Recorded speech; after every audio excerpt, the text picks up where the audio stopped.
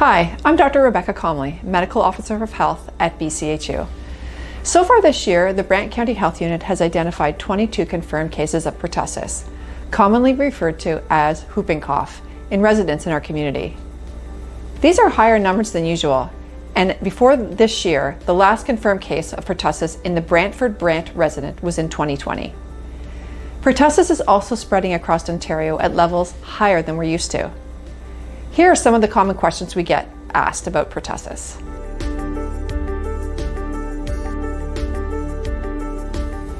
Pertussis is a respiratory virus caused by bacteria that makes it hard to clear mucus from the throat and lungs.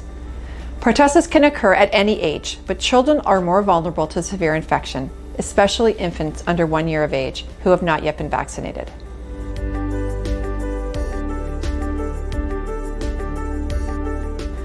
Basic symptoms of pertussis include runny nose and cough. However, the cough may become more frequent and severe, ending in gagging, vomiting, or trouble breathing. Sometimes after a coughing attack, the individual will make a loud whooping sound when breathing in. It may take 6 to 20 days to develop symptoms of pertussis after it is spread from an infected person.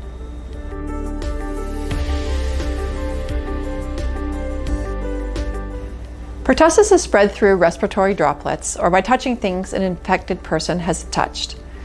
Those with pertussis are contagious from the time they have the first symptoms until 3 weeks after the coughing attacks start, or 5 days after treatment begins to work.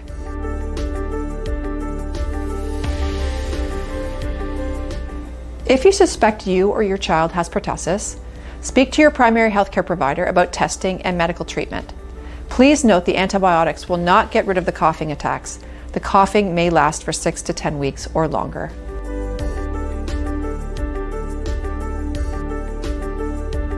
Pertussis is a serious illness, but fortunately it is a vaccine-preventable disease.